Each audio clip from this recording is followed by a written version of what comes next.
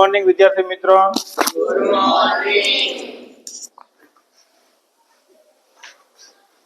ચલો વિદ્યાર્થી મિત્રો, આજે જોઈએ ધોરણ 10 ગણિત પ્રકરણ 12 પૃષ્ઠફળ અને ઘનફળ. તો બોર્ડની અંદર મિત્રો બરોબર છે, બે વધારે આ પ્રકરણથી વિદ્યાર્થીઓ ભડકતા હોય છે કે પૃષ્ઠફળ અને ઘનફળ, એટલે સ્ટાન્ડર્ડ વાળા વિદ્યાર્થી મિત્રો છે ને આ પ્રકરણને વધુ પસંદ કરે, પણ એવું નથી. બેઝિક વાળા વિદ્યાર્થી મિત્રો, બેઝિક જેને ગણિત રાખ્યું હોય એ વિદ્યાર્થી મિત્રો થોડુંક ધ્યાન દે તો આ પ્રકરણ એકદમ સરળ છે. માત્ર ને માત્ર સૂત્ર આધારિત પ્રકરણ છે. સૂત્ર તમને જો બધાય આવડશે તો આ પ્રકરણ સરળતાથી આવડશે તમને. આ પ્રકરણમાંથી બોર્ડની અંદર 6 થી 8 કે 10 માર્ક સુધીનું પૂછાઈ શકે.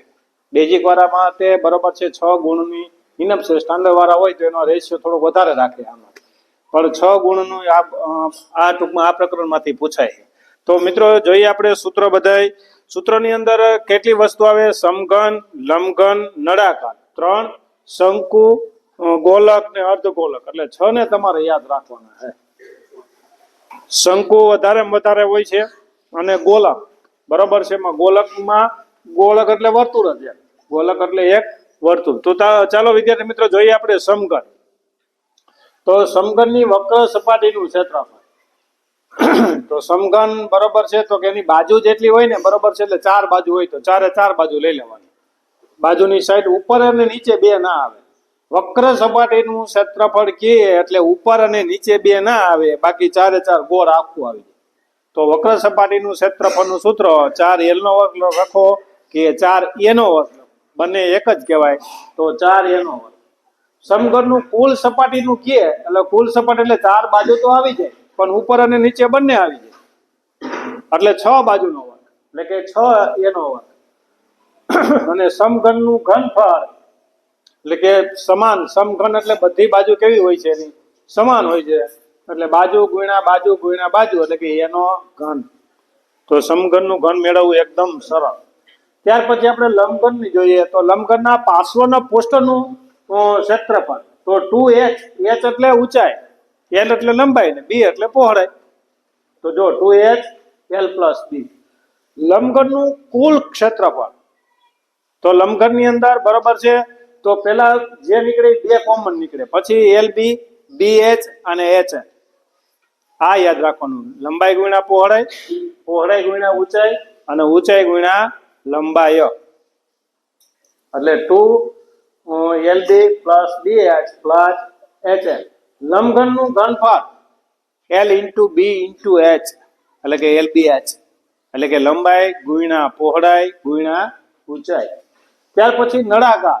તો નળાકારની વક્ર સપાટીનું ક્ષેત્રફળ મેં કીધું એમ કે આ પ્રતિકોર બાજુ લઈ લેવાનું. તો નળાકારની વક્ર સપાટીનું ક્ષેત્રફળ 2πr/h. પછી નળાકારની કુલ સપાટીનું ક્ષેત્રફળ તમને કીએ, એટલે કે ઉપર નળાકાર આકારનું હોય તો ઉપરનું ઢાંકણું નીચેનું ઢાંકણું બંનેનો સમાવેશ કરવાનો. તો કુલ સપાટીનું ક્ષેત્રફળ 2πr અને કૌંસની અંદર r છે, r વત્તા h. ત્યાર પછી નળાકારનું ઘનફળ πr વર્ગ h. નળાકારના ઘનફળ πr નો વર્ગ. r એટલે ત્રિજ્યા, h એટલે ઊંચાઈ. જો આમાં હે ને સીધી જ ઊંચાઈ આવે મિત્રો. શંકુ હોય ને તો એમાં ત્રાસી ઊંચાઈ આવે, એ આપણે શંકુમાં હમણાં આપણે જોશું. તો આમાં πr નો વર્ગ h.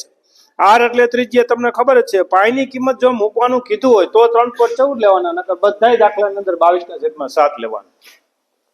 શંકુની વાત કરો તો શંકુની વક્ર સપાટીનું ક્ષેત્રફળ πrl. r એટલે ત્રિજ્યા અને l એટલે તિર્યક ઊંચાઈ ગયો કે ત્રાસી ઊંચાઈ ગયો, બંને એક જ. જુદા અહીંયા લખ્યું હોય જ્યાં l બરાબર તિર્યક અથવા ત્રાસી ઊંચાઈ. અને l મેળવવો હોય બરોબર છે તો r નો વર્ગ વત્તા h નો વર્ગ, વર્ગમૂળની અંદર. કારણ કે એનું સૂત્ર ખરેખર એવું છે કે l નો વર્ગ બરાબર r નો વર્ગ વત્તા h નો વર્ગ, પણ આપણે અહીંયા વર્ગ કાઢ નાખો એટલે સીધું વર્ગમૂળ r નો વર્ગ વત્તા h નો વર્ગ. ત્યાર પછી શંકુની કુલ સપાટીનું ક્ષેત્રફળ πr કૌંસમાં r વત્તા l. શંકુના આડછેદનું વક્ર સપાટીનું ક્ષેત્રફળ. શંકુના આડછેદનું વક્ર સપાટીનું ક્ષેત્રફળ. એક શંકુમાંથી બરોબર છે ઉપર ઘણી વખત એવું છે એક શંકુમાંથી ઉપર કઈક વસ્તુ મૂકવામાં આવે છે બરોબર છે, તો એને આડછેદ કહેવાય. તો ઉપર નાનું વર્તુળ થઈ જાય, નીચે મોટું વર્તુળ થઈ જાય, એટલે કે બે વર્તુળનો સમાવેશ થાય. તો પાય આર કૌંસમાં આર વત્તા R2 R1 અને R2 એમ તમે શું કામ કહો તો કે નાની ત્રિજ્યા અને મોટી ત્રિજ્યા છે એટલે બે નામ આપવામાં આવે છે. ત્યાર પછી શંકુના આડછેદનું કુલ સપાટીનું ક્ષેત્રફળ. કુલ સપાટી એટલે ઉપરનું ગણી લેવાનું, સાઈડનું ગણી લેવાનું, બધું ટૂંકમાં આ જે સમાવેશ હોય બધું આડછેદના કુલ સપાટીના ક્ષેત્રફળમાં ગણી લેવાનું.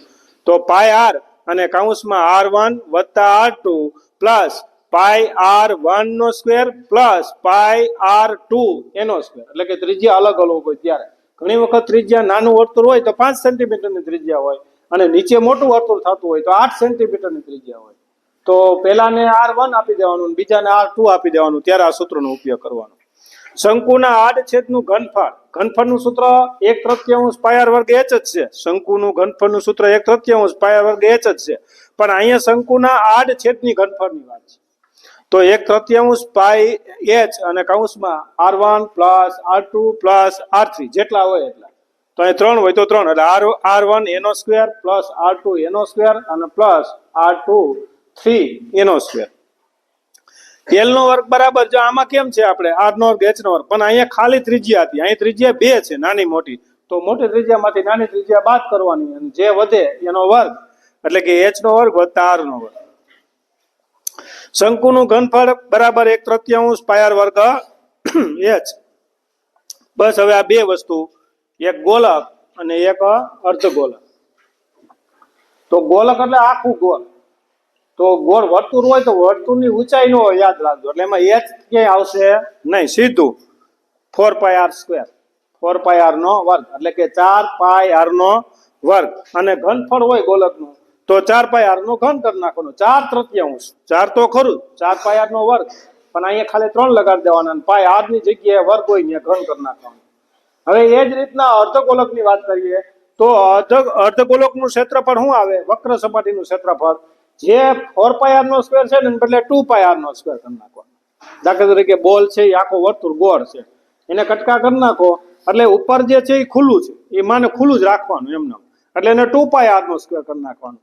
અને કુલ સપાટીની વાત કરે, જો અર્ધગોલકની કુલ સપાટીનું ક્ષેત્રફળ એટલે ઉપર નગારું ટાઈપ ઢાંકી દેવાનું, તો 3 પાય r નો સ્ક્વેર, જો 3 પાય r નો વર્ગ. પછી અર્ધગોલકનું ઘનફળ, જેમ અહીંયા 4/3 છે ત્યાં 2/3 પાય r નો ઘન, 2/3 પાય નો ઘન, એટલે કે આના કરતા બધું અડધું કરતું જવાનું. એટલે આ એમને યાદ રહી જાય, પણ આ તમને યાદ હોવું જોઈએ. તો મિત્રો આ બધા સૂત્રો 4-5 વખત લખજો અને મનન કરજો. જો સૂત્ર આવડશે મિત્રો તો જ આ પ્રકરણ તમને આવડશે.